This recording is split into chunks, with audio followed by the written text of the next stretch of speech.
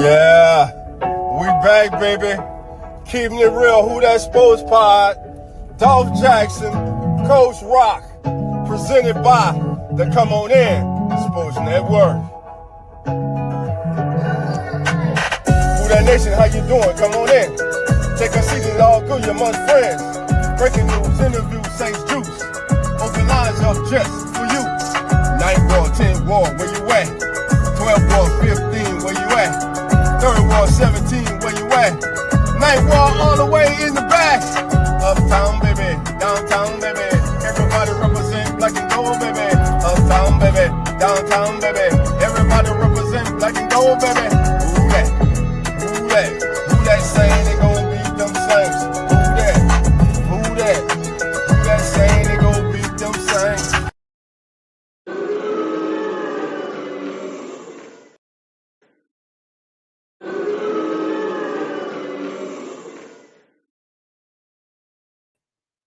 Who That Nation, how you doing?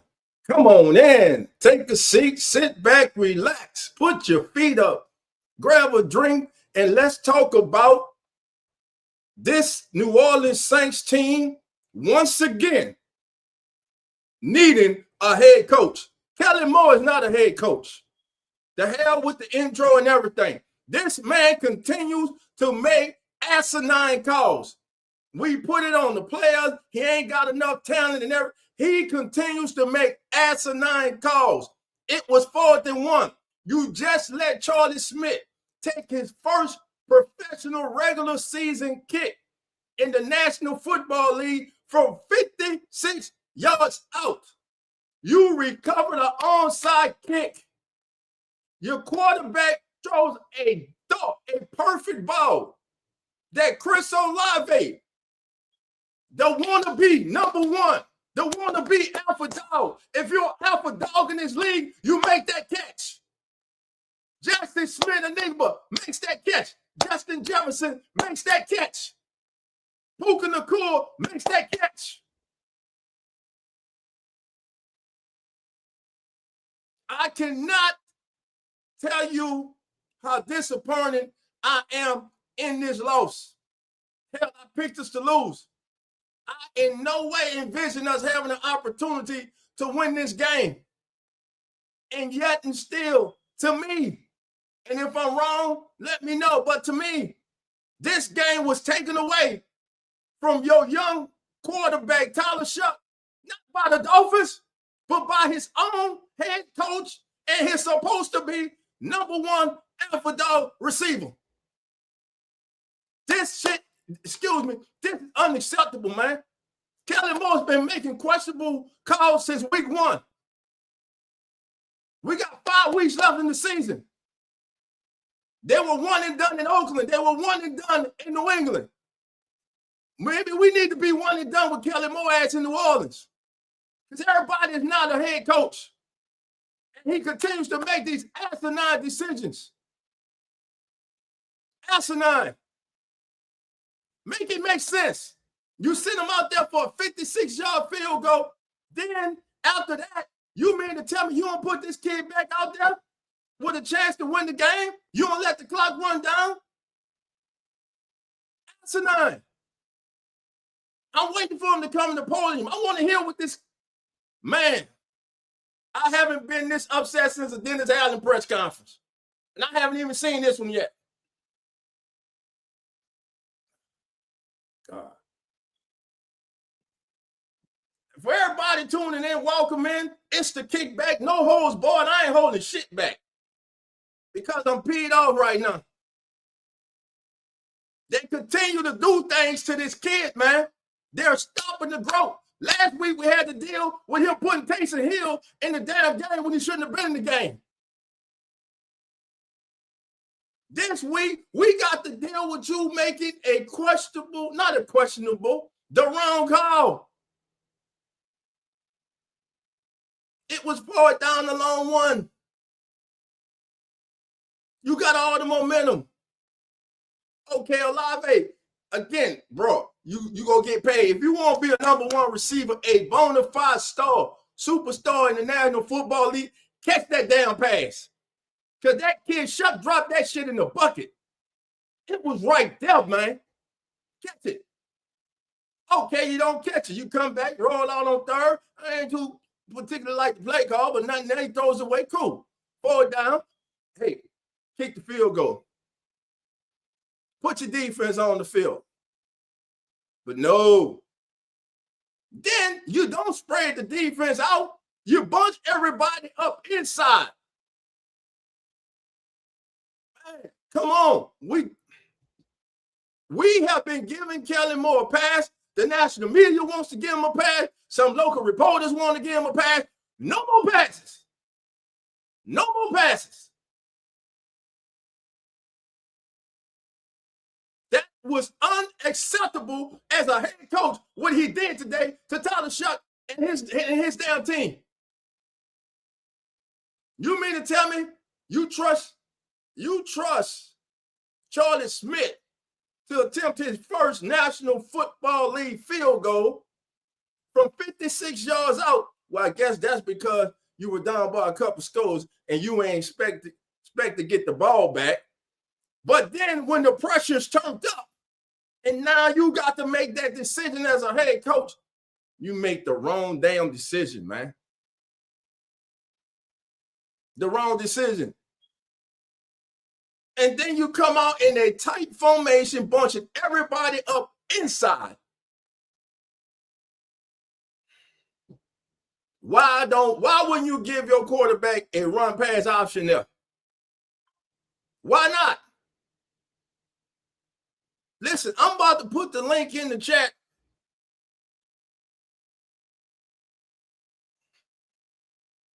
I'm just upset, man. I don't know about y'all, man. I'm highly disappointed in what happened today. Again, that, my friend, this game here, the end of this game is on two people. You see it on the screen, it's on two people. Two of them. Mo and Olave. Fuaga too, jumping on sides. Now, on that 2-point that they returned, okay, cool, they got it. Shuck didn't get enough on the ball. That you got to learn from that. But you recovered the onside kick, and it was close, but you recovered it. You got the ball. You moving the ball. You take a deep shot, okay. Forward down. That's the play you call? That's the play you call? Come on, man. Make this make sense, fam. Make it make sense, because right now it don't make sense. And I'm tired of people getting people passes around here. There are no more passes for Kellen Moore. We are calling you out on your BS, bro. That's a bad. You have made some bad decisions as a head coach. And it started in week 1.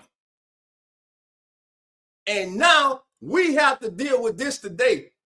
In the game, we had no listen, shout out to the defense.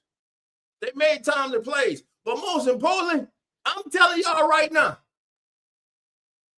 we don't need a quarterback. I know you can tell, y'all been watching football for years. Y'all know when somebody can play and when somebody has that little it. Tyler Shuck came into the day with one of the highest grades as far as a starting quarterback, as far as completion percentage. He came in today leading all rookies with a 68.1 completion percentage as a starter this year. And that was the 4th highest completion percentage by any rookie quarterback to make at least 3 starts since at least 1950. And he finished the day completing 68% of his passes. It would have been more if Olave could have held on to the ball. If he could have held on to the ball. But he did not hold on to the ball. And Kellen Moore, I'm not letting this go. It's time for the media to get on his ass, man. He is making bad ass decisions. When the pressure's turned up on his ass, he's like that. He's like those pipes when they get cold, baby. And the pressure busts a water pipe. Y'all know the old saying. Lose this damn game, man. Didn't give this team a chance, man. Then go stand your ass on the sideline, look like you're in amazement when you don't make it. You saw exactly what we saw at home on TV. You had a better view straight down the line. You knew damn well you didn't make that first down. Go walk your Mickey Mouse Club looking ass on the field with your hands out. Come on, man. I'm disappointed in you as a coach right now. This is crazy, bro. All right, fam, we got family members coming in. I'm on one today. This the dog y'all been making. I'm on one today. What was Kellen Moore thinking? He wasn't thinking. The NFL purposely intended to give us this game. That's all right. Your head coach decided, hey, I don't want it. T Mama, how you doing? Man, listen. AKA the son, dog. Man, I'm tired of this, bro. Yes, it is ridiculous. Yes, Olave dropped the ball. He ain't gonna drop that bag they signed him to, though. Bet he won't drop that. He ain't supposed to, though. I ain't gonna lie. No, I wouldn't drop it either. But come on, Olave. You gotta catch the ball, bro. We should be sitting here right now talking about two things. Either way it go, we was gonna talk about Olave dropping that ball. But it would have had less meaning if Charlie Smith was able to go out there and kick the winning field goal and make it, and the defense was able to hold on to the lead. But we didn't get that opportunity. We didn't get that opportunity because of Kellen Moore's poor play selection and Chris Olave on a very, very well-placed ball, unable to make the catch. Again, if you want to be considered that dude, one of those dudes, elite, you make that catch. Big-time moments, big-time players step up and make that catch. You ain't big time yet, bro. You ain't big time yet. Expect more from you. Expect more from you. Kenny said, Kellen sucks. You sound like Steve Harvey.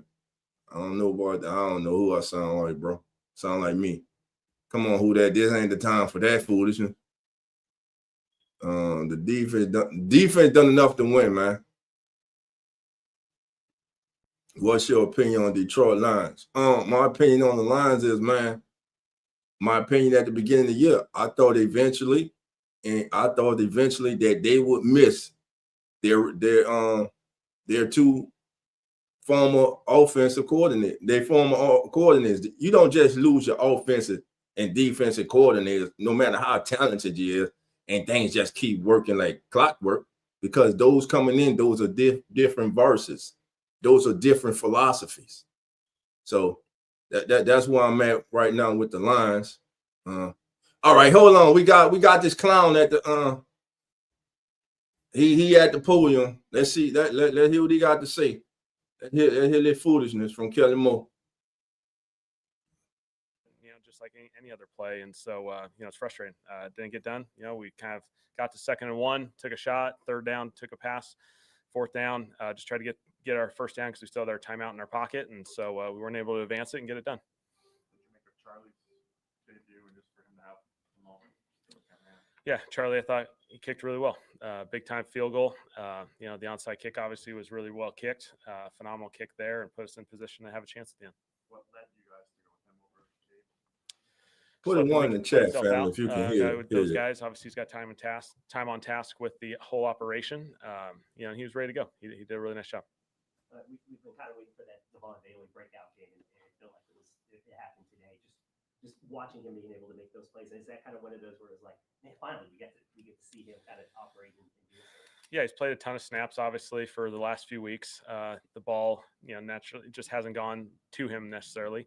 He's had a few targets here and there, and so I thought that's what we've seen of him throughout this entire year, and that's what we're excited about and what we're going to build with him. And so I thought he made some really big time contested catches in some challenging situations. He had a really good day. What do you think changed for the offense in the second half? Was it the tempo primarily? What got you guys into it? Well, I think it's getting positive plays on first and second down that allow you to play in tempo. Obviously, we all want to play in tempo, but you can't play in tempo going 3 and out. So it doesn't provide that opportunity. I thought we were able to get some physical runs in that first drive coming out of the half. We were able to get some, 4 or 5 yard positive runs that led into some situations where we earned first downs, played with tempo. That drive progressed well. And so, there's certainly a path there that we need to try and replicate more consistently. Mentioned the 3 phases playing well defensively after the giving up that opening drive touchdown. I mean, you guys were able to hold in the field goals. Like, almost felt like it was a minute, but don't break approach for what defense. Yeah, I thought the defense did a really good job of hanging in there. I thought, that first drive, obviously they made some plays. The response was really good.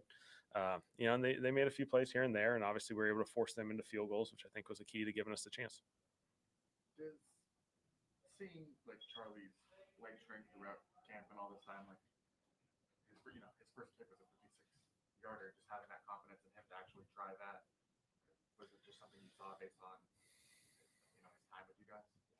Yeah, I mean, Charlie's earned this opportunity. We have a lot of confidence in him. He's worked at this thing for a number of years now. He's prepared himself really well. We have a lot of confidence in him. He obviously has the leg to make some big time kicks. That was a challenging situation, but it was a situation we needed to get some points there, and he drilled it, and it was a phenomenal kick by him. What did you make of Tyler's day overall? Yeah, obviously, like any day, like our entire team, we're going to have good plays. We're going to have plays that we want to have back. I love and appreciate the way he battled and responded all game long as far as facing some adversity early, and made some big time plays. The 2 touchdowns were really a little bit off schedule plays, and those happen in this game. That's what happens in football, and so I made some big plays there. How concerned are you over the slow starts on offense? Yeah, we got to start faster. Yeah, that's bottom line. I know we always talk about moral victories, and obviously the ultimate goal is Oh my God. to see what your team was able to do and stay in this. I mean, is there something you can take and move forward from what happened in this game? Every game has things we can take from it, both good and bad. The way our guys responded, the way our guys battled, I love and appreciate that. It's not easy. How about appreciating getting them an opportunity to win the damn game? Like that, and not having any points on the board, and feeling like you're not quite clicking. I thought our guys responded in all 3 phases. I love the energy and the juice. We came up short at the end, but there's going to be plenty of things to learn from this. I think Cam either tied or leads you guys in sacks. What we kind of expect him to see that he's having, and for him to be in this. Cam made $600,000 today. Cam's done a really nice job. He made some big time plays in this game. He's made obviously a number of plays the last few games. He's just been a very consistent player, and love the presence that he's brought to us. Was Justin anything serious? It was a knee, and we'll see how it progresses. Yeah, I know he's coming back. What made you guys go with? I'm just upset right now. I'm speaking the truth though. Both those guys we feel good about. They're both veteran guys. They know what they're doing, and so both those guys will play in there and earn opportunities. All right. Thanks, guys. Appreciate it.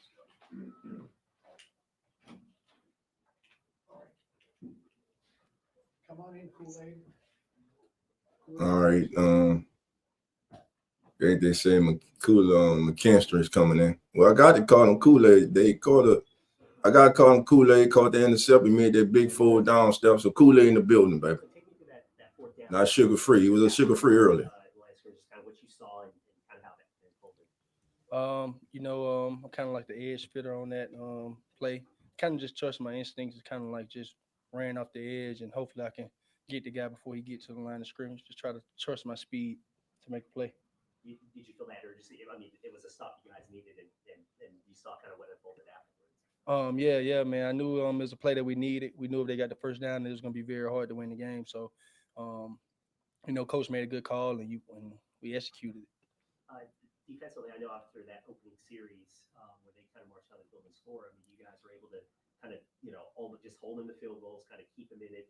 What did it say after that first series, how that defense as a whole responded? Well, after the first drive, like you said, we gave up 7, but I feel like we settled in. I feel like we do a good job of being connected on defense. You know what I'm saying? We talk about connection. We talk about being there for each other. We talk about playing for each other, and that's what we relied on. We didn't let that touchdown, just break us apart. We let that touchdown bring us together. Did you kind of see for your reception the play develop like the entire time? Yeah, I kind of seen it based off the call we was in. I kind of had my eyes in the backfield, so I kind of seen the lunch from the start of the play. And what does it say? Just, I mean, you guys were down 16-0 at half, and to get it to a point where it was, your 2-point conversion away from tying it up. Just what does it say about the kind of the fight and character of what this team is able to show? Oh man, just know we coming, man. Just know we growing. We working every day. Every day we in the lab. Every day we talk about who we want to be, and that's the team that we want to be. Of course, we want to win. Of course, we want to jump out in the front, but we want to have that chemistry and that connection to be able to fight. Like we pride ourselves on not giving up. We pride ourselves on finishing and being tough. So Anything else for Kool-Aid? Kool-Aid, thank you guys.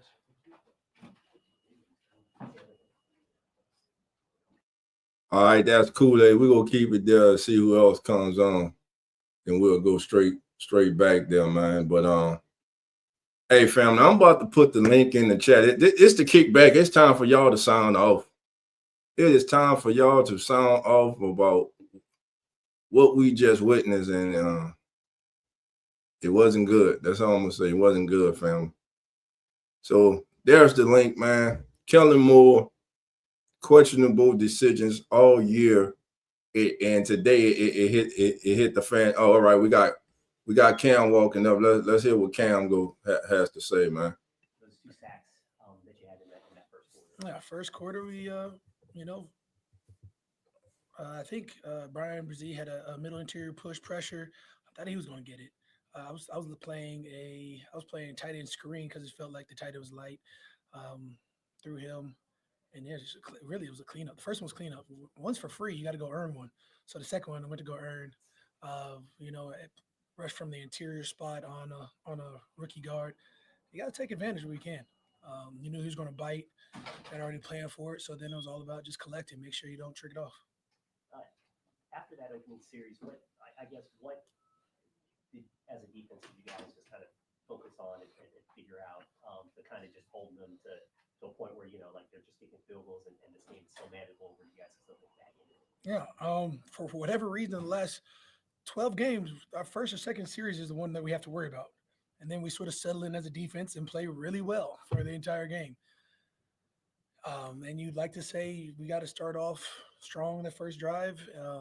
They end up touchdown after that. It was, field goals.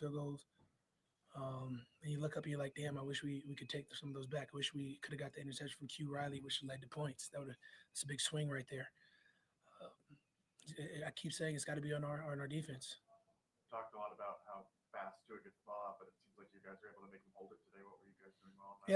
That first half, he was trying to look for those deep field threats. Of course, you got Waddle, Cedric Wilson's over there now with a couple of trick plays that they've got. Darren Waller had a big throw, a big catch. You knew he was going to take some shots, and we had to take advantage. And then he got back to doing what he's been doing the second half, and that's getting the ball out quick. And after that, they sort of had a lead, and were able to rely on Achan. You lead the team now in sacks. Mm-hmm. You kind of make of that after the last few years. Hard work and effort, the ability to mesh well with my D line, as well as knowing who you're rushing with. And at the end of the day, I've said it for now 2 years. Just God's blessed me with immense talent, and I'm overly grateful for everything that He's given me. And I've been blessed enough to play on a talented D line. And then when you have a coach that gives you opportunity, you have to take advantage. What does it mean to you, if anything, to earn kind of the incentives, your contract? I'm not gonna lie to you. That's not my goal. My goal is to win. Sitting at 2-10, the team has always incentivized some part of my contract. I've never once played for those incentives, although they'll be great. Yeah, I'll say without getting to the politics of a contract, just give me what I got for services rendered and let me continue to ball. Um, and accordingly, I think we got young guys that are doing just that. But that's chasing pass rush. Grando's excelling and dropping, and he's not getting enough recognition for how he's been able to take a lot of his drops, and he's the best dropper out of all of us, as well as the way he's going in between the tackles at times on our third down package and rushed at a high level. That you got, Nate Shepard, who's has been playing his butt off this year. There's a lot of guys on our D line that make you want to elevate your play. So the fact that if you say sack leader, well, I've been the New Orleans Saints sack leader for a couple of years now. So just continue to push the envelope. Yeah, obviously you've been here for forever, and you know what it takes for a group to win. How close is this current edition? This current, The fact that I've come up here and say we are a tenacious team, we're a team that's keep fighting. I mean, you're fighting an uphill battle. You have to eventually reach the top of the hill. We're taking shots, we're swinging, and you just wish they would fall in our favor, and they haven't for whatever reason this year. Game like this game like last game hurts because you've seen guys make these plays. You've seen be 4th and 1 and us get the first down, or you've seen 12 go up and get the ball. If he once he went up in the air, I was like, oh, and that's a touchdown. Surprised that he didn't. But that's the type of player that he is. He's made a 50-50 ball, not 50-50. As a guy who's whatever as he's fighting 2 guys off of him. I mean, that's just how impressive 12 has been this year. You've seen Valet come alive. I mean, for whatever it is, we have talented spots. We just have to be more consistent. I keep saying we have to start fast, and yet we haven't had one game where it's like, okay, we blitzkrieg somebody, we put 2-3 touchdowns up, and then we're looking back. It's always been all right. We got the lead. The only time we've won is when we had a lead early. We've yet to have a lead and lose it. Frick. Cool. Anything else? Thank you, Ken. they appreciate it. Yeah, of course. All right, our apology. I'm so damn upset. I forgot we didn't get the damn 2-point conversion that they got it. So we down 21-17. It was 4 down and 1, but damn it, that still was a horrible ass call by your head coach. That was a horrible call. You don't make that call, man. That was not a winning call, man. I don't like the call. Again, Olave, like Cam says, make him with it count, bro. Make him with it count. How much would have the perception of Chris Olave changed with him making that catch right there? Not in the comfort zone of a game, but at the end of the game, a potential game winner. Go ahead, Matt. What do you make of your day to day and Finally got the ball, this kid. worked really well for you? I feel like there was a lot of ups and downs early on. Gave up a strip sack. Obviously, that killed the momentum of the offense. But we fought our way back. Give credit to a lot of the guys, fighting through. And obviously, we didn't get the result we wanted. But there's definitely a lot of things we can build off of and learn from this. Walk me through the touchdown in the back of the end zone there, and just kind of what you saw, how it unfolded, and just from your perspective. We were in 2-minute mode. Obviously, you guys are getting pretty tired, but we kept playing, kept fighting, and Tyler made a hell of a throw. He put it up there, gave me an opportunity to make a play, and we came out on the positive end. And those are the kind of things we can definitely build off of.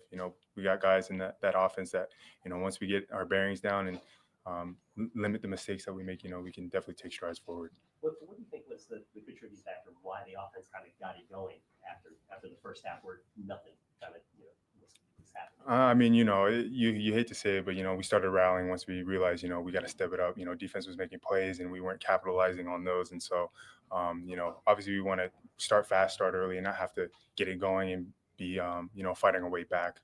But like I said, I appreciate the grit of a lot of these guys on the offensive side, for us fighting back. And like I said, we're going to keep building off of this. How could you just take us through the 2-point attempt that was turned? Like, what did you see? How was that supposed to develop? Obviously it's devastating. That could have been a big play, big swing, lead it to a tie game. The defense just made a great play. Obviously, I could have done something more.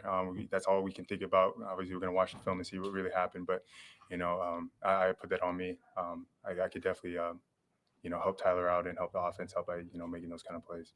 onside kick there. Did you feel like you were fine, like it was clean, or were you kind of surprised when there was a review and how close it was? Yeah, I was surprised. I thought I was already past the 10 when I touched it. And then when we watched the review, I was kind of hurt a little bit when I saw it was short, but luckily it touched the guy, so we got lucky on that one. But I got to make sure I'm past 10 yards next time. Is that how the play's kind of designed to go, where you get up the sideline and kind of feel distance there? Like, is that the idea? Yeah, obviously, we game plan depending on how teams block it. We knew that the one, which is the position I was playing, they don't block him. So we knew we had an opportunity. All the guys on the inside were going to hold up their guys, and Charlie, credit to Charlie, he came in and stepped in a big way. Put the ball right where it needed to be, and we were able to make a play off of it. Well, Charlie said you only practiced that play a handful of times. What was your confidence level kind of going in there? Obviously above 100%, but yeah. No, like I said, I mean, I was still relatively new when I got here, so I didn't know too much about Charlie. But one thing about him, he's always been working hard. You see him behind the scenes, always practicing, and I'm so happy for a guy like that that's been working that hard to finally get his moment on a big stage and to be able to convert like that. So it's awesome. Yeah, appreciate it. Emotional swings like you guys are down, it's like you score a touchdown, 2-point return, and then you have an onside kick, and are you kind of freaking out inside as that's going on, or what? How do you process that emotionally? Yeah, I mean, there's a lot of emotions that are processed in the game, but at the end of the day, like I said, I got to give it to these guys. These kind of games, you can really tell a lot about a team, and so obviously our record is the way it is what it is, but one thing I will give credit to is that we got some dudes on this team. You know what I mean? Like most guys who quit, give in, kind of cave in, don't even try. But one thing about this team is that we're going to keep fighting. It's a pride thing, and so I got a lot of respect for the guys in this locker room. How did you see Tyler in the second half kind of take control of the game a little bit after obviously things just weren't going well? I mean, I would say from the get, he was like that the whole time. It wasn't like one of those things like, we need to get going. Like he was honest from the get, even when we were making mistakes. He was telling us like, we got to get things going. Trusting each other, keep building, and so that's a credit to his leadership and how he's stepped into that role. And I got a lot of respect for the guy. Listen, your chemistry, just quarterback wide receiver, how has that grown over the past 10 weeks or so? Because obviously you came in late after camp, didn't have a lot of time on task. It's been good. I mean, obviously we talk on the side. Obviously in practices, when we see things, we communicate with each other, what works, what doesn't work, how we feel, how I run routes, how he sees it. And so there's a lot of communication going on, and we understand that that's what we have to do if we want to get to where we want to get. Is it rewarding for you to have a day like you had today, given kind of your slower start to the season? And obviously, I bring this up a lot. I'm a very competitive guy, and at the end of the day, I want to win games. I'm grateful, today I had a career day for myself, but at the end of the day, I want to win games. And so, I see those stats as a team effort rather than individual effort. And so I will always give credit to the O-line, Tyler and everybody, making the plays that we did make today. And so, but at the end of the day, we want to win games, and that's the purpose of us being here. Is there like a level of, you need to convince the quarterback to trust you in those tight window throws where it's like, hey, I'm going to throw you the ball, you gotta win it. Like you have to earn that as a receiver. I mean, I see it as, that's his job. I'm not going to tell a guy that I don't play quarterback in the NFL, so I'm not going to tell him that how to do his job. I just got to make sure I'm doing what I got to do. And, if he sees the opportunity he takes, I got to make sure I capitalize on that. I like this kid. Anything else? I see you, Mike. Appreciate it. Thank you, guys. All right. That was Devon Valet coming off a career day. 8 targets, 8 catches, 1 touchdown, 93 yards, average 11.6 yards per reception, had a long of 15. Again, he caught every pass thrown to him today. Not one drop. Not a one.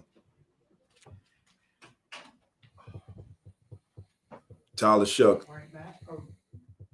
Yeah.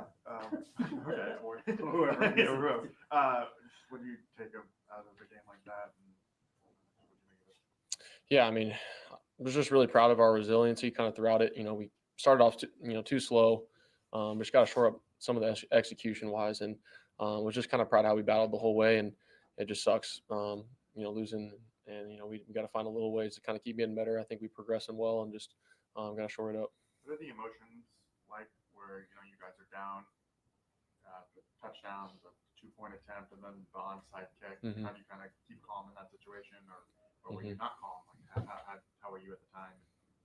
No, I was good. I think everybody was good. Had the same mindset. It was like we get an opportunity, we're gonna go out there and attack. And I think just defense, special teams wise, they did a really good job. We got to find a way as an offense to kind of be more complementary that way. And I was just like I said, was proud of kind of how we stayed pretty even keel and battled the whole way. And you know, it sucks whenever you're not starting the way you want to. And but I think we had a good mindset, and that was kind of the attitude. It's just it's gonna pop. It's gonna break open. You know, we're executing.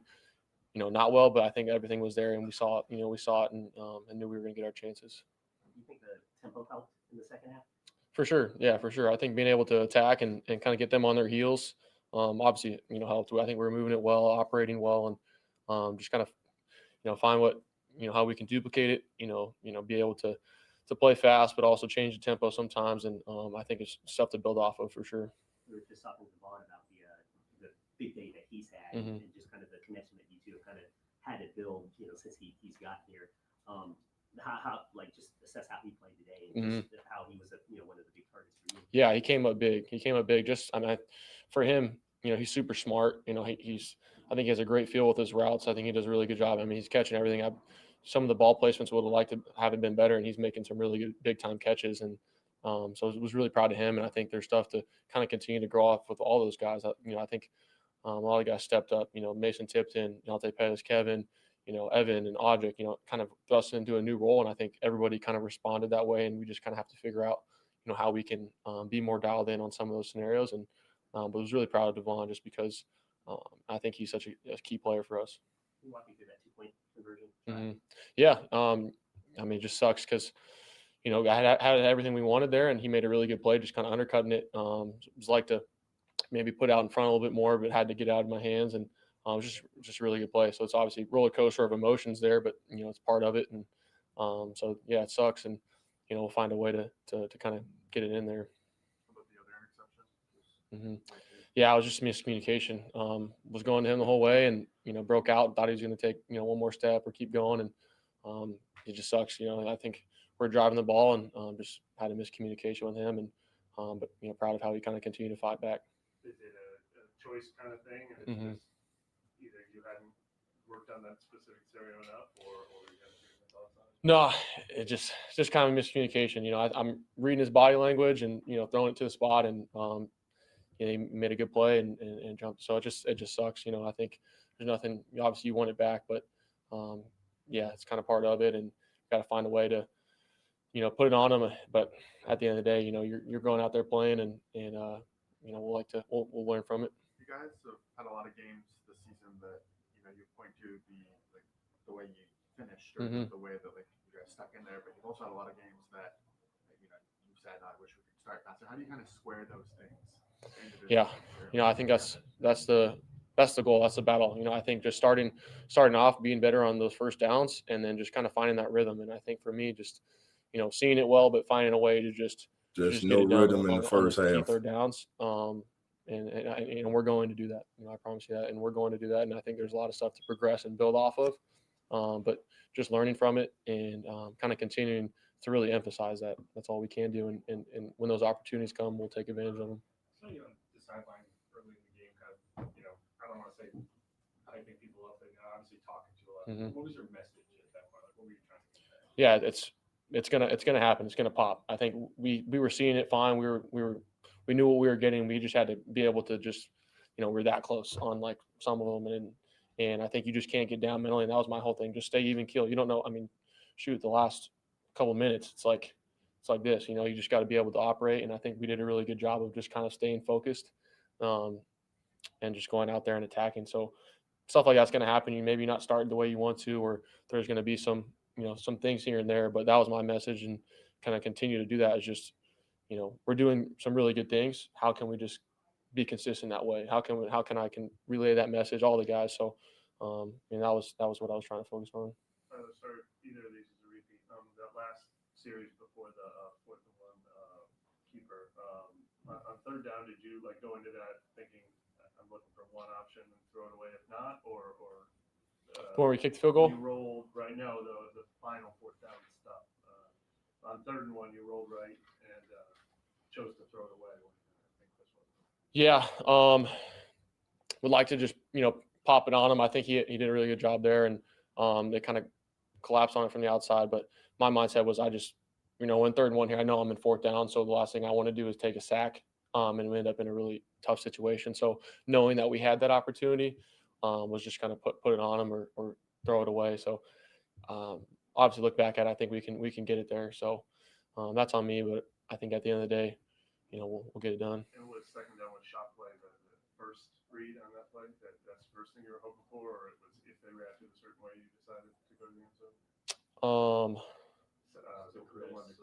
Oh yes, yeah. No, that was just shot play for sure. Just trying to take it, attack and take advantage of, and obviously super close. But that was a mindset, especially down there, and when we're kind of getting them on their heels, and we'll figure out a way to get it done. It just sucks thinking back right now, obviously. Yeah, I mean, it was ice cold, man, ice cold in his veins. I think that's tough whenever you're sitting around the whole game. You're kind of trying to stay warm. I think he did a really good job just coming in. I think the team saw that, just his neutrality. Even in the kicking competition throughout the whole week, he came in there and he made a really tough kick, because we got to be able to convert on that. And we knew we had to get points, so I was just really proud of him stepping up there. For him to have the onside too. Yeah. I mean, I see him practicing every single day. Him and Groupie and all those guys, they're dialed in on their craft, and I think that just gives the credit to him and all the whole special teams just stepping up really big there, because that's a huge play. And like I said, defense did a really good job all day, and we got to find a way to complement off that. But yeah, Charlie was a huge deal for us. He seems to be a very popular guy in the dressing room as well. I'm sorry? He seems to be a very popular guy in the dressing room. Yeah. Is that accurate, or just based off the player's body language, especially when he obviously made a 56-yard in the rain, pretty tough stuff. Oh yeah. And then executed an inch perfect onside kick. I think just who he is as a person, I think just that's why we love him. I think how he operates every single day, just coming to work, I think you got to respect that, and who he is. You never know what he's saying sometimes. You might have to hear it say it twice, but he's got a great attitude, and I think he's coming in there and he's got that dog in him for sure. So was proud of him, and like I said, we got to get some more PATs for him. We got to get some more PATs. Thank you. I don't want to call play call.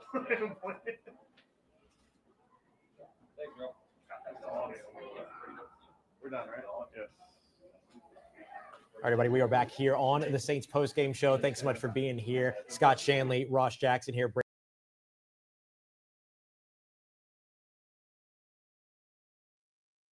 All right, family, that was your quarterback, Tyler Shuck. Shuck on the day, family, goes 26 of 38 for 239 yards, 2 touchdowns, 1 intercept. He finishes with a QB rating of 91.9. He averaged 6.3 yards per attempt, and he finished with a completion percentage of 68, which is the highest by a rookie to start 3 games in the National Football League history since 1950. Now, let me just say this. The Saints have 1 win with Tyler Shuck as quarterback. I know we got 5 weeks to go. But as we were listening to the Saints post-game chat, I was reading the comments too. And I see there are those out there who, no doubtly, without a question of doubt, are Spencer Rattler fans who are talking about get a quarterback in this year's upcoming draft.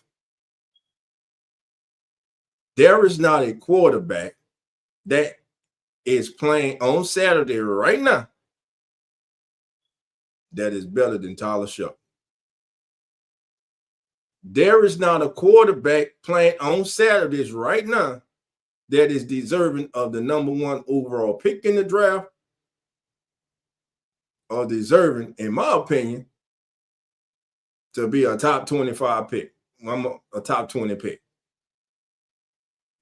To me, there's not a franchise-changing quarterback in college football right now this year that will be coming out. Now, the media will do what they do. They're gonna build. I mean, look, I like the kid from Indiana, Mendoza. He's feisty. He's a baller. But when I look at his game translating to the NFL, I see backup. I don't see franchise. I don't feel franchise. When he plays, I don't see franchise. I see a gutty, gritty quarterback. Listen, anybody make it to the NFL is talented. That's hands down. But when you start talking about those caliber players, as I always say, there are layers to it. Again, that's my opinion. Again, let me just say that because I was so heated coming in. I forgot we didn't get the 2-point conversion. So I was like, damn it, we should let Charlie kick for the game winner. No, we couldn't, though, because we got the intercept return for the 2-point conversion for the Dolphins. If they wouldn't have got that, then we could have kicked for the field goal. But that still doesn't take away from my anger, from my disappointment with Coach Kellen Moore and that call on 4th down. That was an awful call on 4th down. Awful call. In that scenario, why not give your quarterback a run-pass option? Why not spread them out? Hit them with a trap play to Devin Neal, a quarterback trap, something unexpectedly. You just bunched everybody up in the middle. It had been a struggle for you to run the ball all day. But yet and still, this is the play you call on 4th and 1. And again, Coach Mo had a better line of sight than any of us at home. He was looking right down the line. He knew damn well they didn't make that 1st down. And then there's Chris Olave. If you're going to be your number 1 receiver, I say to open up this show, I'm going to say it again. We've seen you make that catch, but we haven't seen you come up with that catch in a game-winning moment, in a walk-off moment, in a moment that can put your team up in the final seconds, in a moment that could preserve one of the greatest unseen comebacks in franchise history. You denied yourself of that. You denied your team of that, and you denied who that nation at. All you can do is go back to the drawing board, bust it behind practicing all week, which I'm sure you guys do, which I know they do, and come out next week and try to get you a dub. But you let one get away today. You let one get away. You robbed Tyler Shuck of his moment. That was his moment. This was that moment for Tyler Shuck. This was that moment. Yes, I'm not overlooking that underthrown ball on the 2-point conversion. If he gets the ball up and over, you got your 6'5" receiver valet, let him go up and get it. Let him climb the ladder, baby.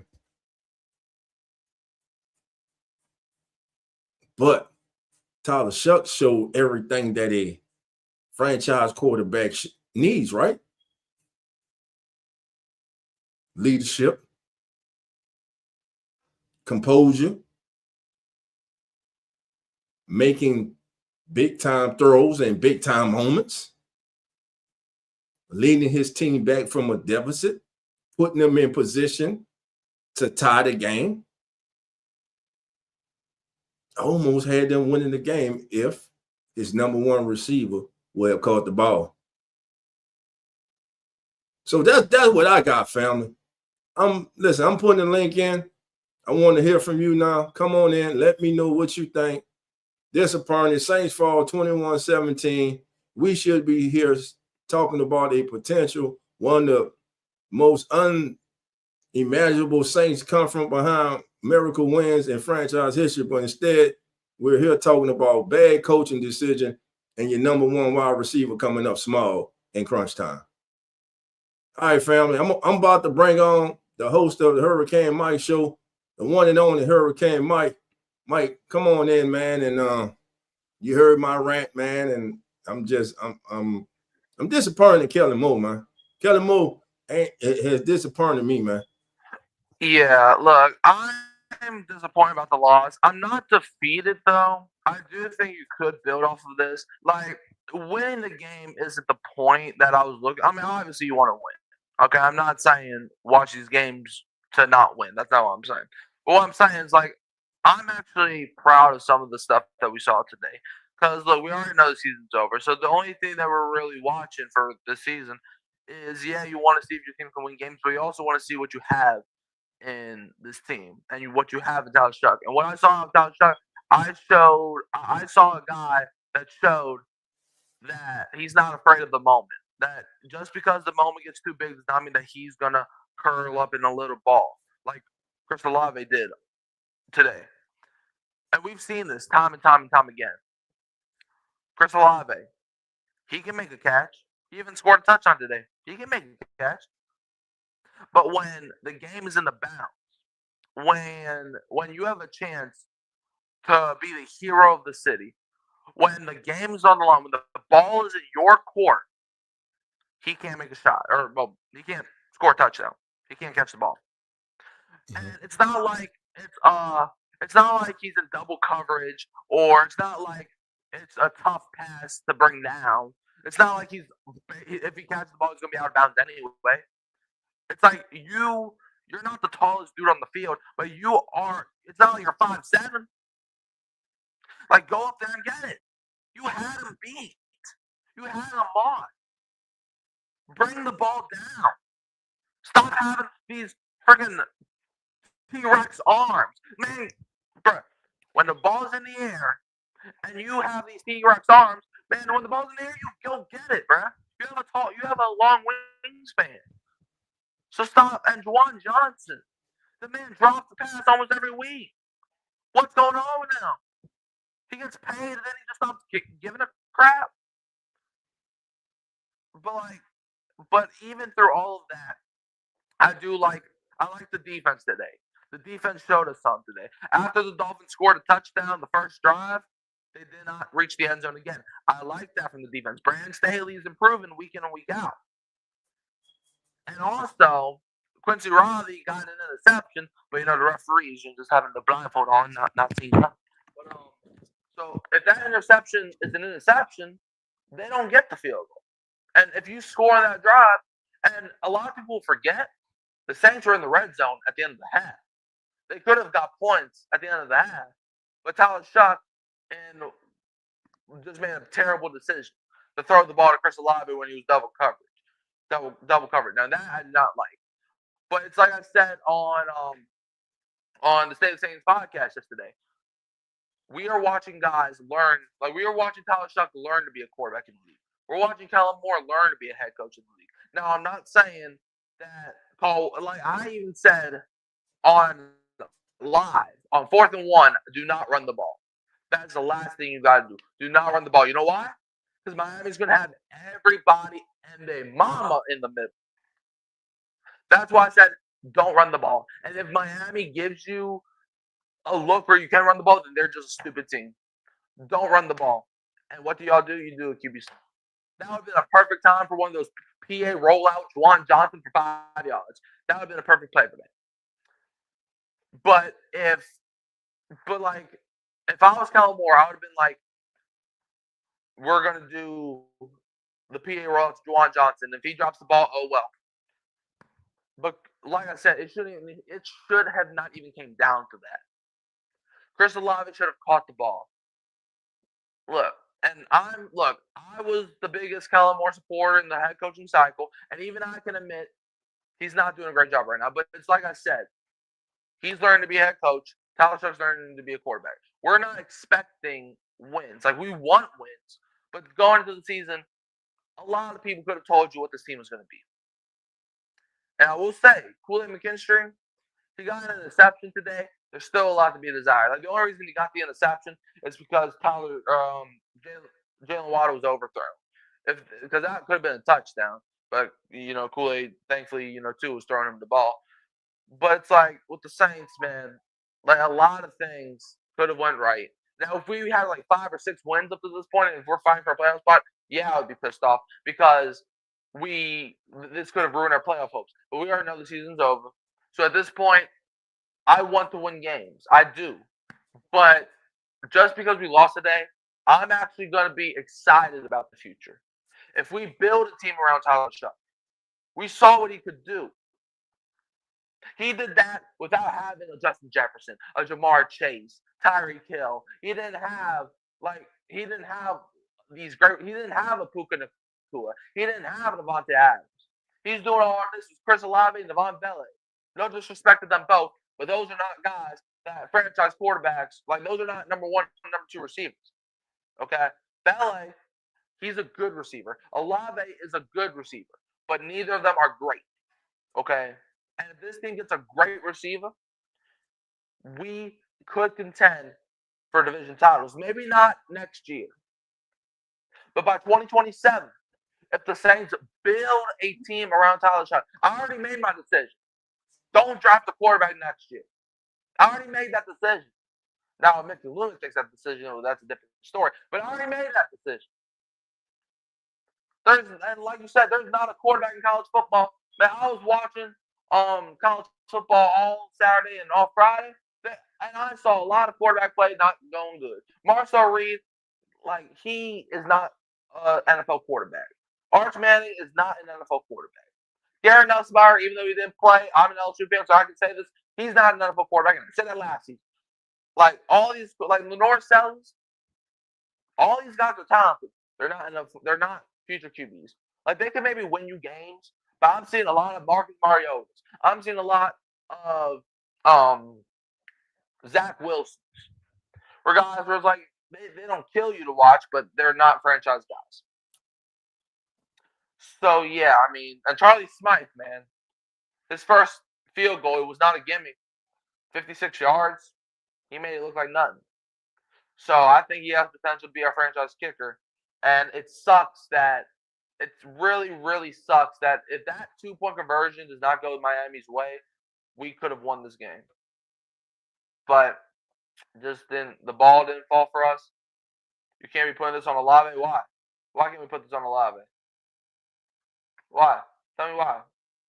He's supposed to be your number one receiver. We can't be putting what? We can't be putting this all on Olave? Why? The ball was in his hands. It wasn't like it was overthrown or underthrown. It was a beautiful pass. And at that touchdown, I'm not saying, like, okay, if he scores that touchdown and Miami still goes downfield, gets a field goal, and we lose in overtime, so be it. But when you don't even have that chance, I would rather lose like that than lose with Olave. Why can't we put this on Olave? Give me, other than that touchdown he scored in the third quarter, what has Olave done all season to be like, Like, he's had some good games.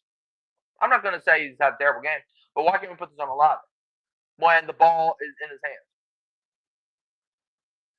No, I put that up. Yeah, go ahead, Mike, because I was about to ask him why I can't put it on Olave when he's supposed to be. The reason I'm putting this on Olave is he's one of the people to blame for it, and Kellen Moore and Tyler Shuck, okay, and the offensive line for not getting the necessary push on that call, though it still was a horrible call to bunch everybody up in the middle of the damn field. But as Mike has said, which everyone has said, which everyone has seen, again, if you that dog, if you that alpha dog, you that number one receiver, you that true 1A receiver, you make that catch. Jackson Smith of Nigba makes that catch. Justin Jefferson makes that catch. Jamal Chase makes that catch. Puka Nacua makes that catch. Hey, you ain't gonna like this what I'm about to say. And I don't believe I'm about to say it. I can't say it because he's a Falcon player. I can't say it because he's a Falcon player. But I can't. Look, I didn't watch it live, but I watched some replays. I watched this man, Odell Beckham, catch a pass with 3 fingers getting pass interference. So if he can make that catch, I watched Justin Jefferson against the Bills a few years ago go like thieves, like a Michael Jordan type of catch. I watched Garrett Wilson last year do a Michael Jordan catch. So why? But why can those guys make those catches, but Olave can't make a catch like this through the hands? So why? So if Justin Jefferson would have dropped that pass against Buffalo, I would have understood it because it was a tough catch to make. If Odell Beckham would have dropped it when he had 3 fingers on the ball, I would have understood it. It's a hard catch to make. But when you're dropping passes, like bro, why is your hand spread out? Why? Tell me why. I want to know. Why is your hand spread out when you're going for the ball? Of course, it's going to slide through your hands because your hands spread. Your hands supposed to be like these. Like, why is it like this? Right. And listen, I understand that he was coming back to the ball, but still, no, we've seen Olave make that play before. We've seen him make that play before. And my thing is, we've seen him make it, but we haven't seen him make it in crunch time, in the big time moments. That if he makes it right there, like Mike said, if he makes it right there, Saints lead this game. You put the onus on the Dolphins to go down and win the game. But Chris Olave would have made that play that an alpha dog makes, that a number one receiver makes, that a top receiver in the National Football League makes. He didn't make it this time. Got 5 more games left in this season. And I'm not here to allocate that the Saints don't resign Olave either. I'm just saying Olave is still a young player. There are areas for him to grow. And that's one area he has to grow in. Yeah, you got to come up with the big time catch in the big time moments. That's when the big dogs step up. That's when you got to come up with that catch. And listen, he was double cut. It was between the corner and the safety. The ball placement. Hip too shy. How you doing? Come on in. Says, I agree. There's no quarterback in college better than Sharp. There's not, man. There's not. No. There's not. Again, just forget the wins and losses. I even hate saying it, but we lost. But in the big picture, what do we want to see each and every week? The most important thing we have right now is seeing if we have a quarterback that we can possibly build around going forward. Do we have our future franchise quarterback on the team right now? Now, I'm personally, after seeing Chuck play these past couple weeks, to me, it's trending towards yes. Yeah. Now, I don't know about y'all, but I watched this young man today under constant pressure from my offensive line that was shaky at best. Really no support from the running game.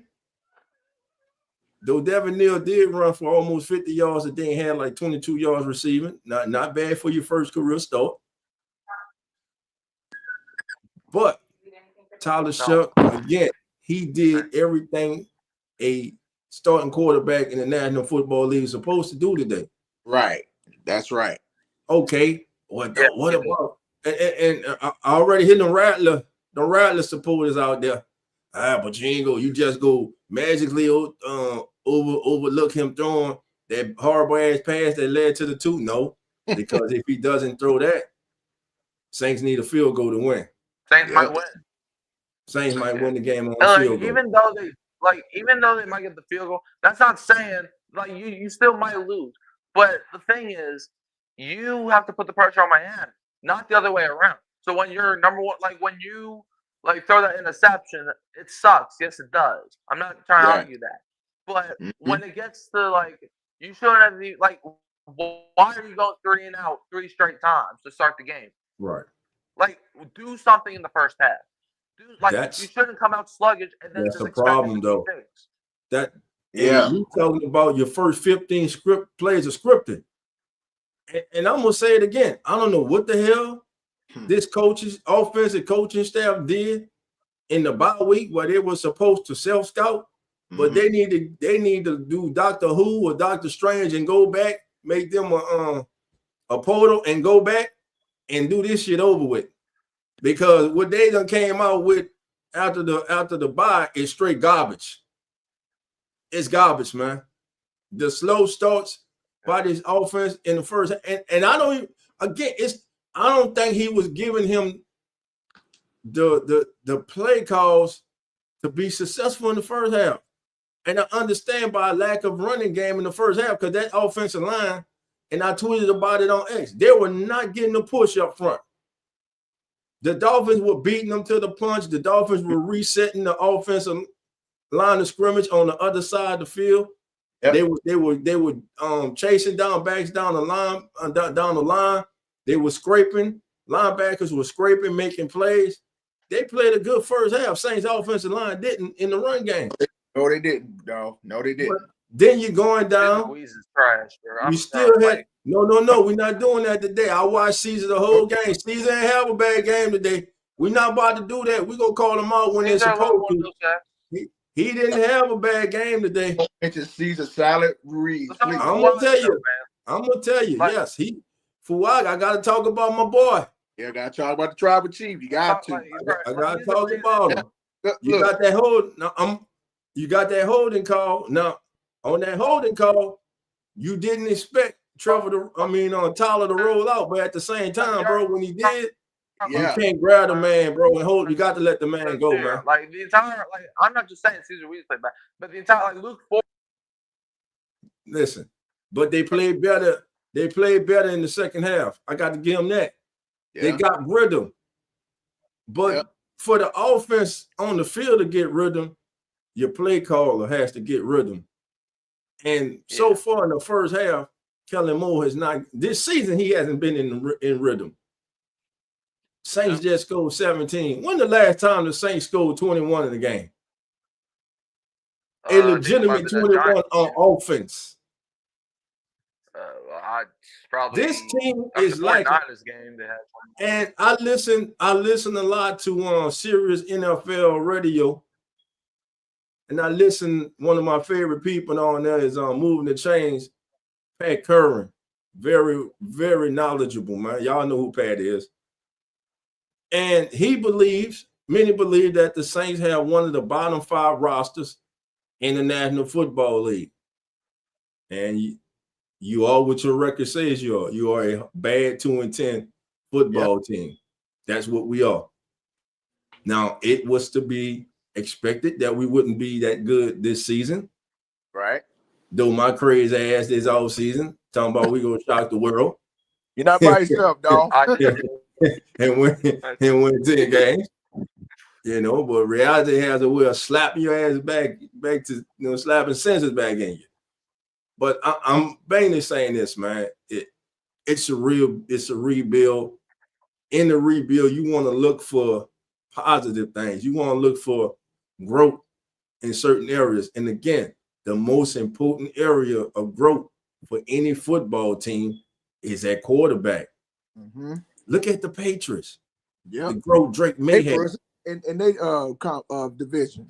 Last year, Drake May remember down the stretch? Yep. How Drake May started to play? Mm-hmm. And I look at him. You get a head coach in there. And I know I came on here. I understand what Mike says. I understand more than just as everyone else understands. Kellen Moore's a first-year head coach. He was not given a win-now roster. I understand that. But at the same time, we got 5 weeks to go, and he's still making horrible decisions as a head coach. Horrible decisions. Last week, I say it again, we all talked about it to nauseam this week. You took the ball out of Shuck's hand and you put it in Taysom's too much. Mm-hmm. This week, you didn't put in the first half. I think you called a conservative game, and you didn't let your young quarterback go out there and play football. He gonna make mistakes. Before the half, listen, that was on him. What did he do? Cardinal sin. He stared down his receiver. They were in the zone, that outside corner. What did he do? When he saw Tyler's back foot hit, he stopped and he came up. I think it was Rasul Butler, veteran in this league. He set, came up, stepped in front of it. If Tyler goes through his progression, when he sees, soon as he sees Rasul Butler sit right there, you go over his head in that window right between him and the safety. Rookie mistake. It happens. Say, veterans do it. Sometimes the defense wins. They get paid too. But the young man came out the locker room. They went up tempo, which I think helped them to get a rhythm going. Yeah, I think it helped Kellen more to kind of settle in his play calling. And what did they do? They went down and they scored. Again, Saints had the opportunity to win this game. They came up short, 21-17. Recover onside kick. I just hate it. I just hate that full down call. I don't think you set yourself up to be successful right there. I would have liked to see them spray them out, get less people in the box. Then you got your big quarterback. You could have had the fullback line up closer to him, spray them out. Hey, and shove them from behind. Go get that yard like that, man. You know, but it is what it is. Saints come up short. Go ahead, Jerry. They still had a chance to win the game. Right. Yeah. But hey, it is what it is, y'all. Mikey. Yeah, I'm listening. Yeah, I'm just saying. I mean, that what you were saying, dog, about that fourth down call. I know you weren't pleased with that, and I wasn't either. At least you could have did a nice little screen pass, to get the first down and still had a chance to win. But they weren't thinking like. See, that's the thing, dog. They don't think like what we think, what they're gonna do, because they might. Who knows? Sugg might throw a deep pass like he did with to Olave. He might throw one to Valet. He might throw a deep one down to I don't know, either one. But it didn't happen. So it is what it is. I don't think he's trash. Olave is just a number one. I think Tipton is bad boy. I love you. Tipton damn sure down number one. Let me pinpoint that right there. No. Shout out to Bad Boy Seafood. Everybody talking about that Chris Olave is the number one wide receiver. If you think that Chris Olave is a number one wide receiver on this team, he I is hate to disappoint you, but he's not. Who's number one then on this team? Who are you fighting? Honestly, he's number one. He's number one on this team, Jerry. He's number one. You gotta make that simple. Boy, you gotta make that catch, Jay. You gotta make that catch, Jerry. He has to. And that catch was crucial. Yeah, it would have gave them the lead. It gets no more crucial than that in the latter stages of the game. It gets no more crucial than that. Yeah. Losses like that though. It's like where you had every opportunity to win, but the ball just does not bounce your way. And then Chris Olave is the reason why. We finally today got to see the Von Vele that they traded for. And the reason why. Kind of look familiar, kind of brought you flashes back, right? To Marcus Colston and Michael Thomas. Big body, physical receiver working across that middle. Kind of brought you back a little, huh? Yeah. That's what they see in Valet. They got him involved today. Balled out, no? 8 targets, 8 catches, but they lost. And I love what he said. Oh, that's good, man, but I prefer to win the game. Yeah. And again, I always say this: there's not a one of us right now in this stream or any stream currently talking about the Saints and Dolphins that is more disappointed of the Saints losing today than those young men who go out there each and every day and prepare themselves for Sunday and continue to see themselves come up short. But that still does not excuse the fact that you are professionals. You are the best in the world because you are in the National Football League. Chris Olave, if we didn't have high expectations of you, if you would not have given us reasons to have high expectations of you, we'll throw up our hands right now. We'll be like, well, that Chris Olave, what do you expect? No. We know your potential. You teased us enough. Now it's time to come through. Now, going forward for these last 5 games, it's about building momentum for next season. It's about Tyler Shuck solidifying himself as the franchise quarterback, and it's about the New Orleans Saints, Mickey Loomis and company of having the trust and confidence that he is the man going forward and building the team around this young man's skill set.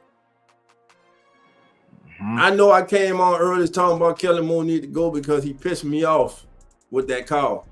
It's just that simple. I was peed off with the call.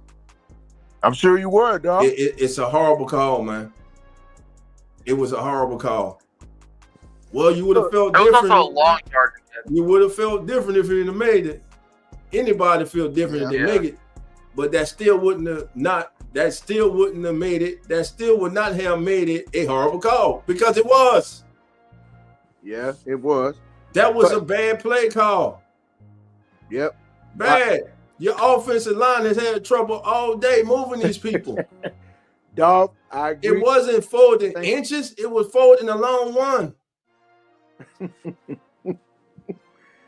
Dog, I don't know, man. I feel what you're saying, dog. But you know, everybody is coming at Kellen Moore like he ain't nothing. Like, he trash. He need to go. You got to understand, this is his first year as a head coach. This is like training season right now to prepare for next year. That's all I see in Kellen Moore. So because he's learning more and more and more every week. But until he get better, who knows? He might do something even different next year than this year. I mean, I hear you, Jerry. I hear you, Jerry. But this has been. Listen, you got a lot of pressure on the dude, bro. I mean, man, he getting paid. Hell yeah, he got pressure on him. You a head coach of a National Football League team. You got pressure on you. Yeah. Hell yeah, he got pressure on him. I understand you got to bottom feed the roster. And it is what it is. Yeah. No offense to nobody on L-line, but y'all 2-10 for a reason. It ain't all on the coach. It's players too. Well, not executing. Look, I'm gonna sum it all up in one, dog. It's everybody. Everybody. It's everybody. The coaches, the players, everybody. When you the head coach, bro. Oh my when God. Much is given, much is expected, man. You came in as this guy revealed for your offense. I haven't been impressed with your offense. You take the groceries that you do have in the cupboard and you make the best meal you can with that. I don't think he's done that. He's messed up the recipe numerous times this season. Numerous times. He's had to throw it away and start over. And again, I say, whatever he self-scouted during the bye, they need to go back and re-self-scout again. Because they missed a lot. Facts. Yeah. So some positives coming from the day, the player Tyler Shuck, the player Devon Valet, the player Devin Neal. I think Devin Neal did good in his first game as a member, as the starting running back for the New Orleans Saints. Yeah, I think he did well too. Let's see, trying to get his numbers on the day. Hey, does get help. Honest with you.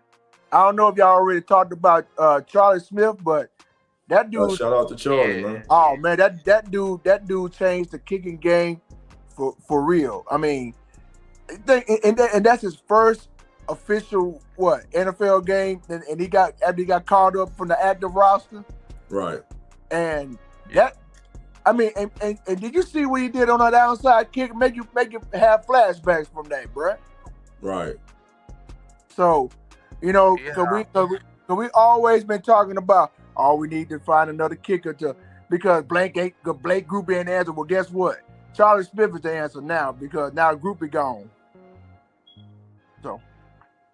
And speaking of Tyler Shuck today, right? And speaking of Tyler Shuck today, Shuck was particularly effective on extended plays today. He was 18 of 25 for 172 yards in both of his touchdowns. Mm-hmm. When he had more than 2.5 seconds in the pocket. Now on downfield passes of 10 plus air yards or more, he was 9 of 12 for 124 yards, including both of his touchdown passes. Mm-hmm. he's able to make plays off platform. We hear that a lot. He's able to make plays off platform. He's able to make plays in the pocket. He's more mobile. He's more athletic than people give him credit for. You saw a couple playing runs for him. Didn't accumulate them much, but you see that is in the game plan for him. Again, Tyler Shuck completed 68% of his passes. He came in doing that. Tyler Shuck today finished. What is his rating again? Let's see. His rating today, Tyler Shuck finished with a QB rating of 91.9, family. 68.4 completion percentage. Yeah. I'm telling you, he's trending in the right direction. Devin Neal, I spoke about him earlier. 14 carries for 47 yards. His longest run was 8, but he ran the ball hard. He also had 3 catches for 22 yards. So not bad. 69 total yards for that young man in his first start in the National Football League. Behind an offensive line that just wasn't getting the push. Inconsistent. Yeah. But again, Saints had the chance. Saints are now 2-9. They fall to the Dolphins. Well, Saints are 2-10, excuse me. Yeah. They fall to the Dolphins, who improved to 5-7. And for all of those who want it, hey, you're still in the top 5 to pick, baby. We still in the top 5 to pick, baby. So y'all should be happy. Y'all should be very happy, man. We have a good pick and we have a good future. So it's a win-win, I guess. Hey, dog. It's not a win-win. Hey, Mikey. Hey, fellas. Now, I'll be 100% with you. I really had us losing this game, but I thought at first I was gonna say I had us winning, but I didn't say that. So I really had us losing that game because we don't know what was going to happen earlier today, but we already witnessed it. Right. Hey, even though the Saints did lose, at least we did not lose to the Jets. Yeah. Like the Falcons did. Yeah. We haven't lost to the Jets yet. And we playing them in what? About 3 weeks. So we got the Bucks. We got the Bucks next Sunday. We got the Panthers the following Sunday, and then we got the Jets after that. So yeah. Yeah. Not yet. Not yet. We ain't lose them yet. Just wait. Atlanta lost to Miami by 24 points. We at least made it a watchable contest. Just saying, you know. Yeah.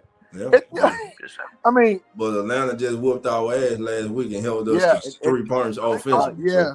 Because we looked like shit out there. But listen, I understand. It is a listen. The day is better because the Falcons lost. Now I'm not gonna lie. Hey, dog. Trey, how you doing? What's up, Trey? What up, Trey? Shout out to the chat. Look, oh man, it's always look, dog. Mikey, y'all, you can back me up on this too. Yes, we lost earlier. Yes, we did. But I would rather take a Falcons loss than a Saints loss because they lost so much. Yeah. I just got caught for what I see, bro.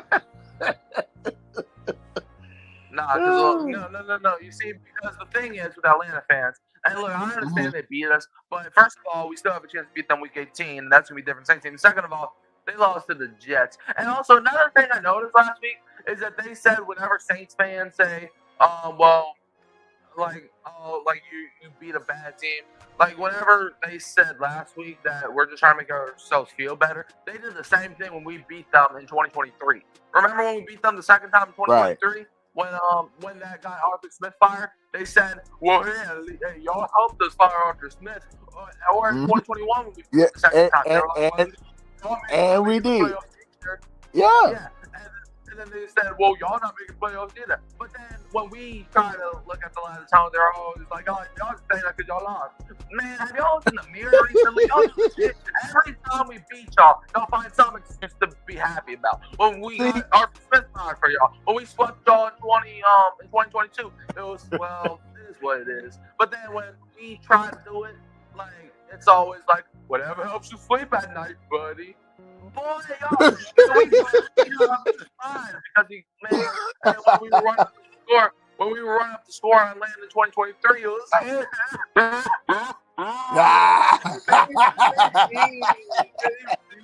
Family, how you doing? Come on in. boy, man, I'm telling you, man, these Look. people so bipolar. I'm telling you, when you beat Atlanta, it's always like whenever we beat Atlanta, they always trying to find something to. But when we do it, it's y'all just don't always trying to find ways to try to get under our skin. I look, Mikey. I taught you well, man. Great job, man. You're doing good, man. Proud of you and your dad, man. I'm happy. I'm happy now. But you got to understand. See, I know this team even since like back in the 90s. I didn't know anything about the Atlanta Falcons except because they was in the old NFC West with San Francisco and Los Angeles. Yes, I know about that. But oh my God, they fan base. Lord have mercy, Jesus. I mean, it's just like, okay, last week, yes, they beat us last week. I get it. And they was out there second lining, all the parading, all that kind of stuff, having themselves a good time. I said, okay, look, let them have their little fun. But always remember this, before the end of the season, you know they always have those couches out there, the furniture and stuff like that, rooms to go and, all that stuff. That's them Falcons. Yeah, that's the Atlanta absolutely. Falcons. Right? Yeah, that's the Atlanta Falcons all day, every day. Yeah, Atlanta fans, whenever we bring up rings, they're like, all y'all do is bring up rings. Boy, do you not play for rings or what? Like what? What, we beat y'all in that Super Bowl now? Hey, 28-3. Probably will be. Always memorable. Hey, Dylan. I can't let that pass, man. What? The Chicago Bears are the number 1 seed in the NFC as we speak. Oh my man, I'm gonna say it again. You cannot the Chicago Bears, baby. Yeah. Are the number the Philadelphia 1 Eagles pride seed in the NFC. How about I that? thought that they had a decent chance to make playoffs, but you're number 1. Look. Hey, Mike, hey, dog, let me pinpoint. Shout out to Dylan on this one. Look, I thought on Black Friday when they had the Bears and the Eagles playing in that game, I thought to myself, I said, okay, maybe Philadelphia will bounce back and they'll beat Chicago. Come to find out that, man, look, the Chicago Bears running attack just bulldoze over them that day, man. I mean, it's ridiculous. If they did them so hard, all the Philadelphia Eagle fans was ready to walk out the stadium early. I mean, it was crazy. They were doing. Well, but look. Yeah, that's the Eagles team calling more left, by the way.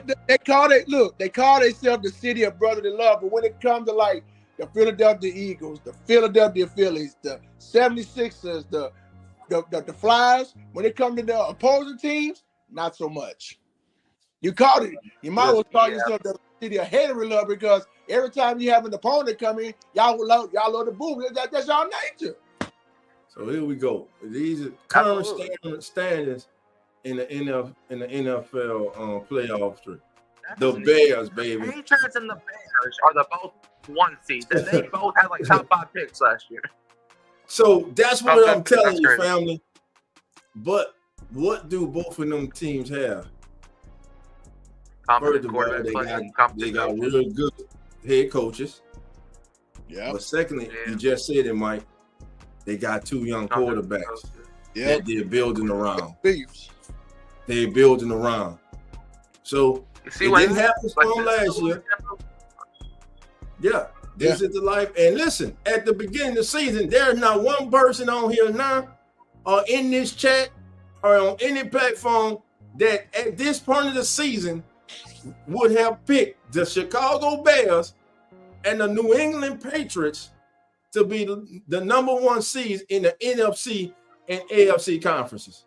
There's not a one. We didn't even know if they were going to make the playoffs this season. They were still like rebuilding mode. Yeah, exactly. But let me say this. This morning on the pregame show, Mike, thank you for joining us this morning.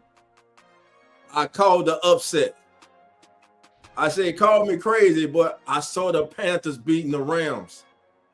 Family, do you realize every time a team is crowned as that team to beat this season, they have one of these losses? Now, the Patriots have the best record in football right now. Mm-hmm. Tomorrow night, they play the New York Giants. Mm-hmm. Jackson Dart returns. Mm. May Jackson Dart. That's Could the Giants upset the Patriots tomorrow night? I'm here to tell you they can. I'm telling you. And let me tell you something.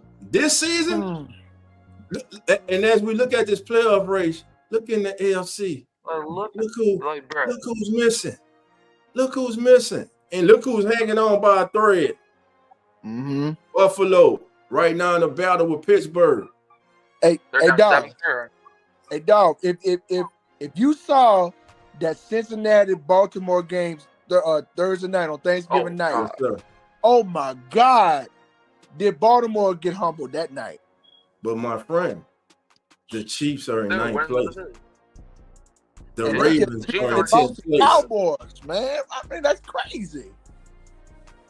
Well, the Cowboy got a hold on. Jerry Cowboy got a hell of an offense. Number one offense, bro. Man, dude. Good No, they got the number one offense in the NFL. Y'all ain't about to do that. They got number one offense in the NFL. And they beat the Chiefs' ass. Look, and they beat the Chiefs' both ass. the Eagles and the Chiefs. Look, they beat the last two teams that played in the Super Bowl last year in 1 week. They beat Philadelphia last week, and they beat Kansas City on Thanksgiving Day. Give them their respect, and that's why people don't want to see them in the playoff because they're dangerous. As much as I don't like the Cowboys, I got to give credit where it's due. And then look at number 8, the Lions. The Lions. I said it earlier. You don't lose your 2 top coordinators, your offensive defensive coordinator, and everything just is rock all good. Dan Campbell took over play calling duties. Right, team mama. That was a sign of a team in desperation. That's the sign of a team in desperation. Dan Campbell took over the play calling duties. All respect to Dan Campbell. When people talk about Dan Campbell, they don't talk about him in the same breath as a McVay, as a Shanahan, as a Peyton. And that's with all due respect. He had to take over play calling duties. They're 7-5 on the outside looking in. They are 3rd in the NFC North. The Bears right now have a 2-game lead on them. The Packers have a 1-game lead. The Packers just beat them. The Packers have swept them. Yep. They lose the head-to-head tiebreaker with the Packers. The Packers are 6. 49ers won today. So now there are 2 games behind the 49ers for the final playoff spot. I mean, talk about go take a major collapse by the 49ers for the dang. Lions and the Cowboys really to get in this thing. The Cowboys' only hope will be if the Eagles are collapsed and they're 8-4. They lost 2 in a row. So we shall see how it goes here. Now, but we go back on the bubble. Texas with a big win today. Yeah. Pittsburgh, Buffalo, you better win. Yeah, well, they just went into halftime and Steelers up 7-3. They're going into halftime now. But the Texans are right there. The Texans are right there. And what has happened to Buffalo? Defense is the problem in Buffalo. But we keep saying defense is the problem in Buffalo. Offense too. Dog. Let me pinpoint you right there about the Texans, bro. Mm-hmm. You saw what happened a week ago when they played Buffalo. That defense of the Houston Texans shut down Josh Allen and that offense over there, man. I mean, they just my God, dude. I mean, hold on, fam. Hey, family, listen here, man. Listen, my sister's in here, man. Our sisters in here, and first of all, sis, let me tell you, I'm happy to see you in here. Want to let you know know that I love you. We all love you. Love you, Pammy. Our sister, man, she has gone through one of the most difficult things in this world. She lost her mother. It's been a trying time for her. Oh. So Pammy, we want you to know, sis, that we love you. We're praying for you and your family. You're our family. Yes. And we are with you. And I'm glad to see you in here, laughing, smiling. I hope that we can bring some joy to your day to day. But just wanted to let you know, sis, that we love you. And everybody in the chat, man, reach out to our sister, show our love to love you, Pammy. To our Pammy Whammy. Love you, sis. Guys got you, Pammy. We love you. Most definitely. Most definitely. So, like I was saying, man, like Pammy said, look, she loved the Lions too, but the Lions are struggling. Yep. They're struggling. Hey, they Dallas to open up Thursday night football this coming week. Yeah, they play Dallas. That game is gonna be one for the age. Because the loser of that game is gonna be like probably impossible for them to make playoffs. Hey, you don't owe me no thank you. Hey, you know what I'm saying? That's what family's for. We here, we got you. But most important, God got you. Amen to that. You go be fine, baby. Look, you go be fine. I'm gonna say it a little bit, and I'm gonna go back to you, dog. Yeah. I learned every day that failure is not an option when it comes to God, because He can do anything and everything but fail. Yes, so, sir. Pammy, we want you to know that we love you. We're praying for you. God's got you. Amen. Yep.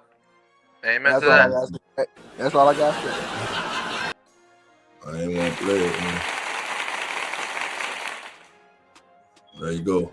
Well said, Jerry. Well said. All right, but I'm getting back to this playoff picture, man. The Chiefs and the Ravens are in serious jeopardy of not making the playoffs. And for good reason. Right now, the Chiefs and the Ravens are average football teams. And that's what they've been, and that's how they've been playing, family. That's how they've been playing. You know, and again, let's keep going through this. Mike, Jerry, everybody, we look. The Ravens 9th, the Ravens 10, Chiefs 9th, Dolphins, they on the real, the Ravens. Mm-hmm. And let me say this. A lot of teams better be glad that Joe Burrow got hurt when he did. Mm-hmm. They better be happy that they didn't have a competent quarterback to keep them afloat while Joe Burrow was out. Because Joe Burrow came back with vengeance this past week against the Ravens. Yes, he did. And he showed everybody that, hey, y'all must have forgot. I am one of the elite quarterbacks in this league. And he played like it, man. All right, let's look at the scoreboard. As you can see the scoreboard there right now, Seattle over Minnesota, 16-0 in the third quarter. That's not a surprise because if J.J. McCarthy's quarterback in the Vikings this year right now, listen, he's a young quarterback. Don't want to give up on him, but man, it just hasn't looked good with J.J. McCarthy. The Chargers and the Raiders, they're 7-7 right now in the third quarter. At the half, as Jerry said, it's the Steelers 7, the Bills 3. Sunday night, it's the Broncos taking on the Commanders. Monday night, it's the Giants in Foxborough taking on the Patriots. Of course, from Thanksgiving Day, man, shout out Jordan Love. Jordan Love, 4 touchdown performance. I think he played one of his best games as a Packer quarterback. They defeated the Lions 31-24. Dallas outlasted Kansas City, man. Big plays, man. And what about George Pickens, man? What a trade that has turned out to be for the Cowboys. And listen, a thing that's being undervalued for the Cowboys is when they traded for Quinn Williams from the Jets. That was a big move. And also they got Logan Wilson, the linebacker from the Bengals. So Cowboys over the Chiefs 31-28.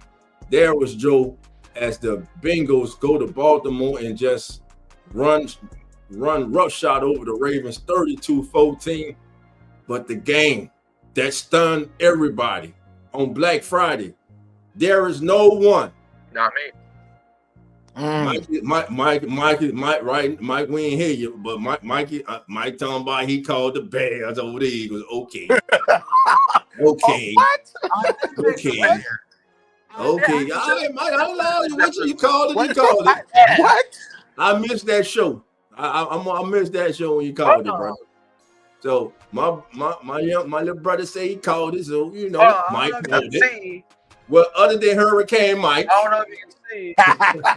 I text messages well, other than Hurricane Mike, nobody else saw the Bears going in to Philadelphia and beating the damn Eagles. Mm-hmm.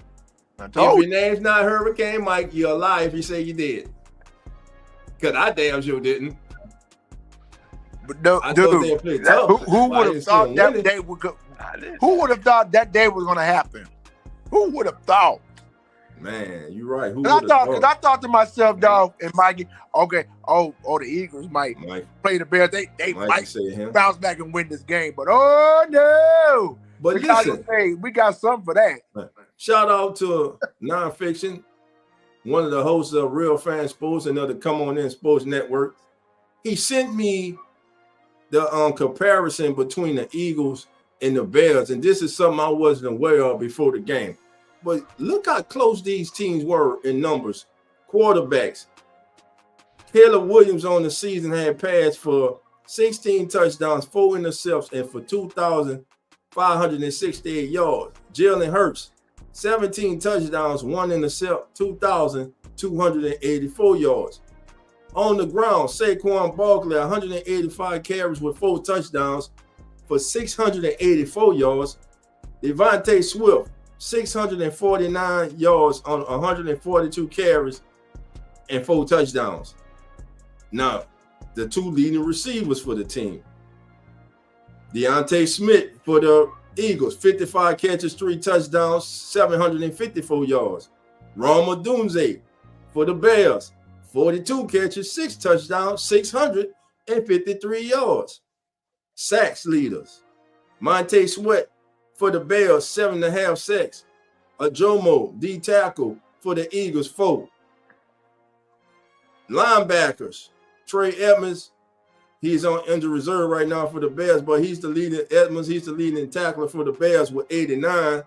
And Zach Bond, former New Orleans Saint, leads the Eagles with 88 tackles. So this was more of a evenly matched game that we would have thought. But what I didn't see, and though Mike, quote unquote, picked the Bears, I'm sure he didn't have the Bears having 2 rushes go for over 100 yards. You didn't have them rushing for over 200 yards against the Eagles. I did not.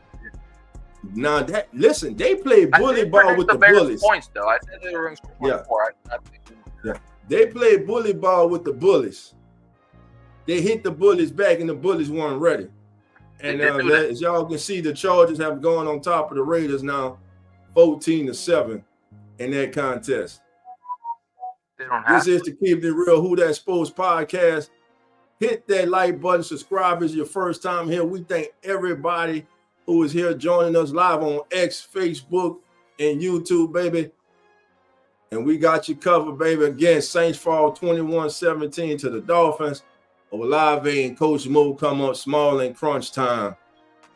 Saints, man, lose a game that was almost one of the greatest comebacks, unseen, unreal comebacks in franchise history. Unfortunately, we didn't get to see that. Saints are now 2-10. But week by week. Yeah, that was almost like, I think the last time the Saints came back and won was the Atlanta game back in 22. But week by week, I'm starting to feel better about the young man we have on the center. I'm starting to feel better about Tyler Shuck. Yeah. Again, I look around the country in college football. There is not a one. I repeat, there is not a one that I would look at and say is a franchise quarterback. Right now, every quarterback coming into this draft is a low-end starter,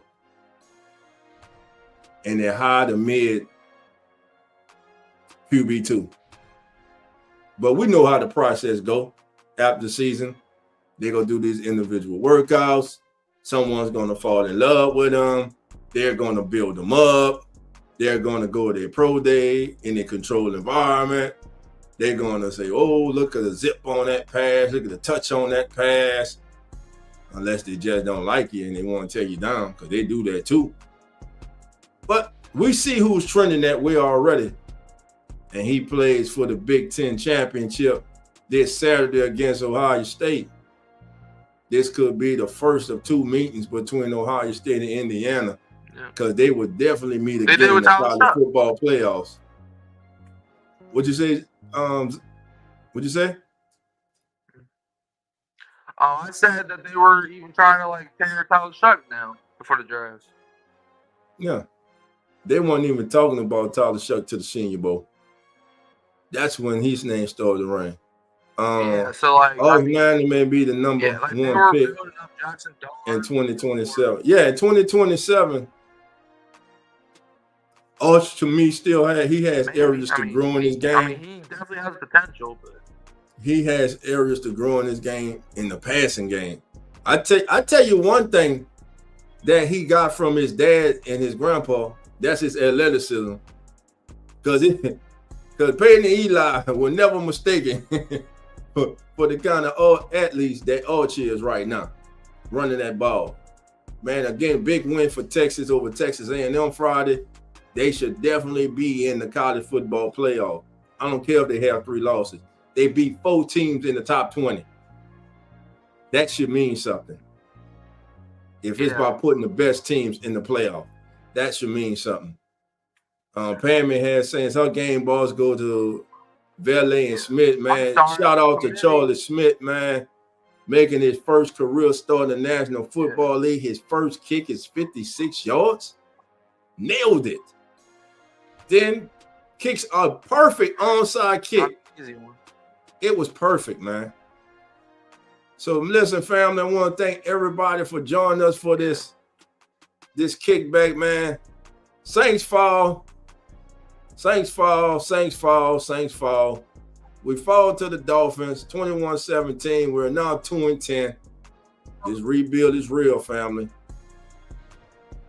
We got 5 games left in the season. Well, will the New Orleans Saints be picking in 2026? Remember, we still have to play the Jets and the Tennessee Titans. The Saints can be picking either first, second, or third in this year's draft. It's a real strong possibility of that happening. So, Mike, before we close out, man, I'm going to give your final thoughts, man. Final thoughts, Mike. I mean, it sucks to come out losing games. Yeah, well, I mean, it sucks losing games. However, we came out knowing one thing. Tyler Shuck can play at the high level. Okay.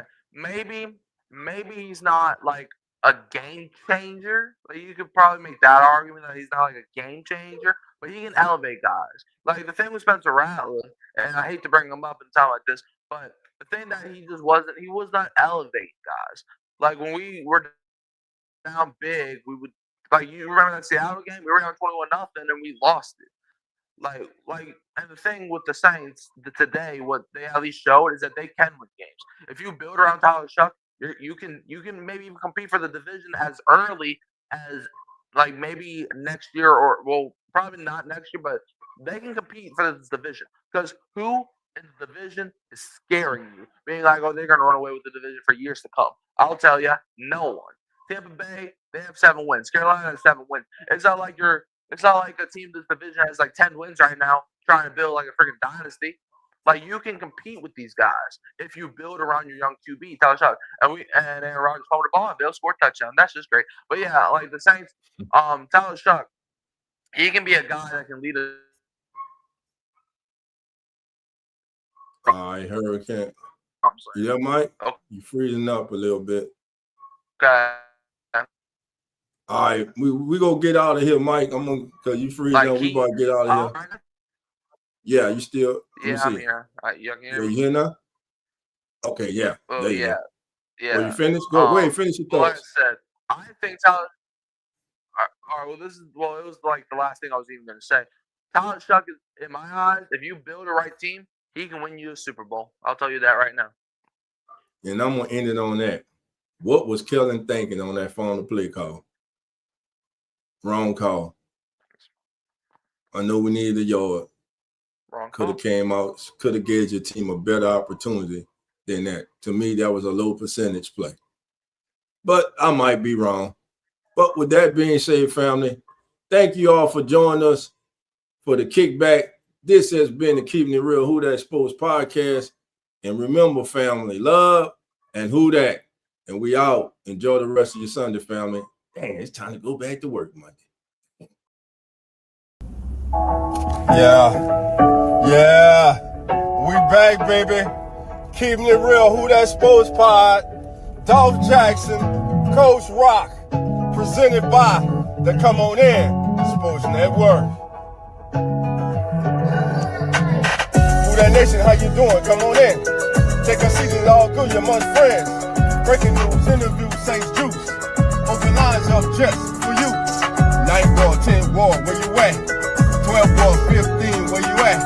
3rd ball, 17, where you at? 9th ball, all the way in the back. Uptown, baby, downtown, baby. Everybody represent black and gold, baby.